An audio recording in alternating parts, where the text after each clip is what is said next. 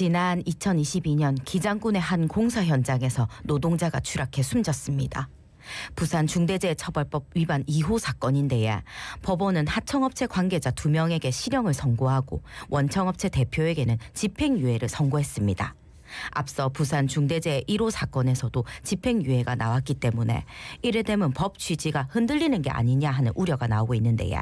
관련해가지고 이야기 나눠보겠습니다. 네, 민주사회를 위한 변호사 모임 부산지부의 정상규 사무국장님 전화로 만나보겠습니다. 안녕하십니까? 안녕하십니까? 예, 안녕하십니까? 예, 반갑습니다. 사무국장님, 저희 부산중대재해 2호 사건에 대해서 일단 좀 빠르게 짚어볼까요?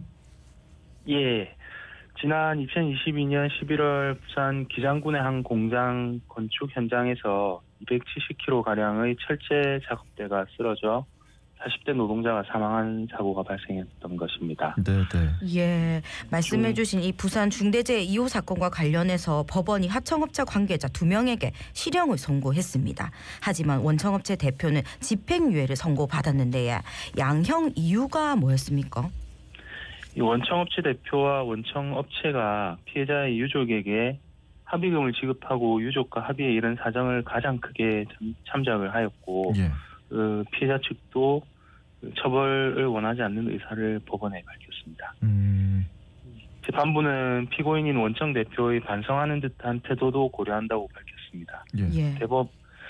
대법원이 만든 일반 양형 기준에서는 보통 진지한 반성을 감경 요소로 정하고 있는데 반성하는 듯한 태도를 유리한 양형 요소로 본 부분은 좀 아쉬운 지점입니다. 그러니까 이 워딩이 정말 좀 다를 수 있는데 진지한 반성하는 듯한 태도 이 두 개는 좀 다를 수 있다 이런 말씀이신 것 같거든요.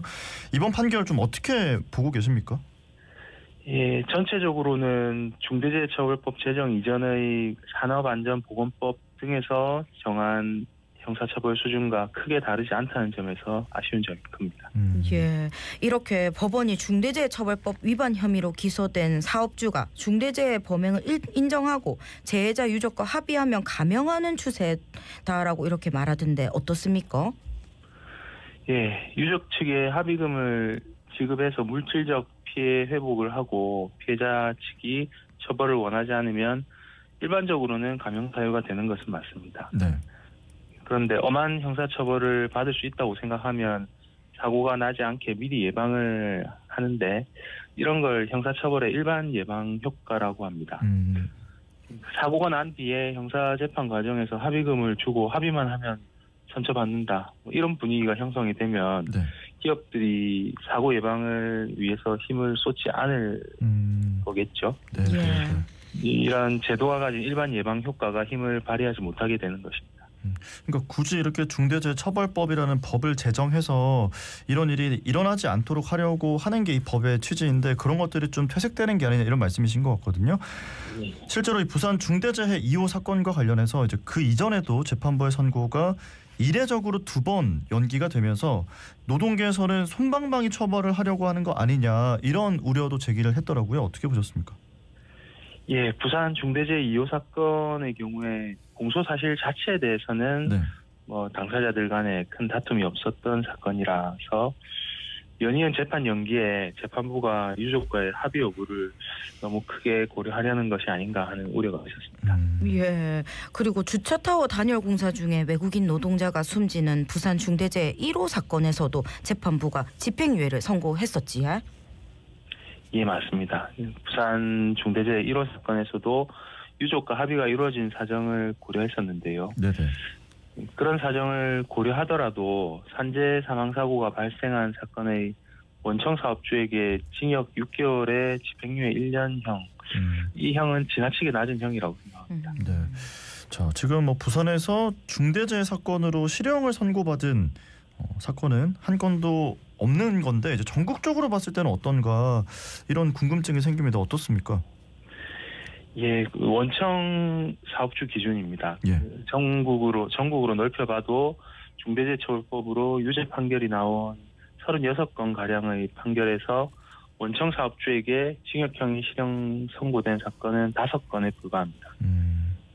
이 중 한 건만이 대법원까지 확정이 되었고 예. 나머지 4건은 2심에서 재판 중이기 때문에 또 추후 결과가 달라질 수 있습니다. 예, 실형이 선고되는 게 굉장히 낮다 이런 거를 보여주는 것 같은데 예. 그러면 이런 판결들이 앞으로 다른 중대재해 사건의 판결에도 영향을 좀 줄 수 있지 않을까라는 생각도 들거든요. 예, 맞습니다. 대법원이 양형위원회라는 것을 두고 거기서 일반적으로 이제 양형 기준들을 만들고 있는데 네. 아직 중대재해처벌법에 관해서는 양형 기준이 마련되어 있지 않은 상태입니다.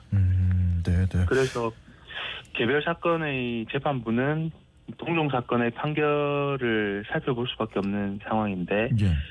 이 법 제정 이전과 다를 바 없는 판결들이 쌓인다면 이후 재판을 하는 재판부에게도 영향을 미칠 수 있다고 생각합니다. 네, 뭐 당연히 그럴 수 있을 것 같다는 생각이 들고 이게 이렇게 계속 쌓이다 보면 노동자가 안전하게 일하는 환경을 조성하자 이게 중대재해처벌법의 취지일 텐데 이 취지가 무색해지고 아예 취지 자체가 좀 흔들리는 거 아닌가 이런 생각도 들거든요.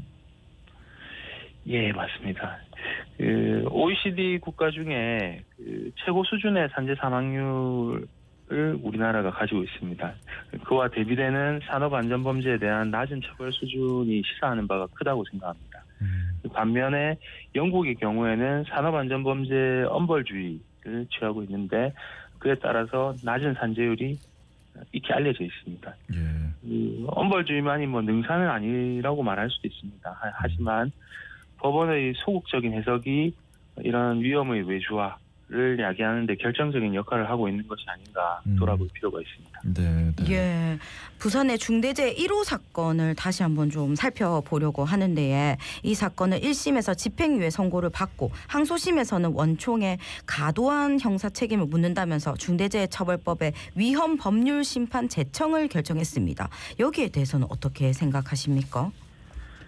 예, 중대재해 사건에서만큼은 사용자의 단순 과실에 의해서 사고가 발생한 것이 아니라 기업의 안전보건관리 체계가 무너져서 발생한 사고라는 점을 고려해야 된다고 생각합니다.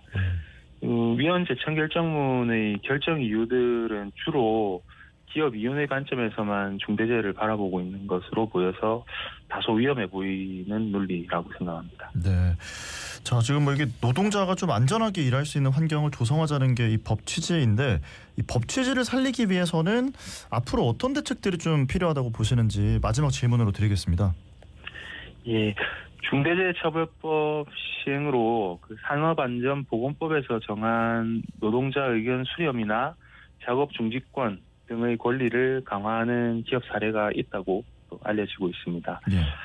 하지만 산업안전보건법상 위험성 평가를 할 때 노동자가 참여할 수 있다라는 규정만 존재한 상태고 말맞다나 그 노동자 참여를 절차적으로 보장하는 데 그치고 있습니다. 중요한 것은 현장의 노동자가 평가한 위험 요소를 해소하기 위한 그 노동자들의 요구와 의견이 얼만큼 관철될 수 있느냐의 문제입니다. 예. 기업들에게 이것을 관철하게끔 하는 것은 또 기업들에게 비용이 들게끔 하는 문제이기도 한데 이걸 강제할 수 있느냐, 제도화를 해내느냐, 예. 그것이 비로소 기업의 안전보건관리 체계가 제대로 작동할 수 있는 방법이 아니겠느냐 그런 생각을 하게 됩니다. 네, 네. 자, 오늘 말씀은 여기까지 듣고 보내드리겠습니다. 고맙습니다. 감사합니다. 네, 감사합니다. 네, 지금까지 민주사회를 위한 변호사 모임 부산지부 정상규 사무국장님과 이야기 나눠봤습니다.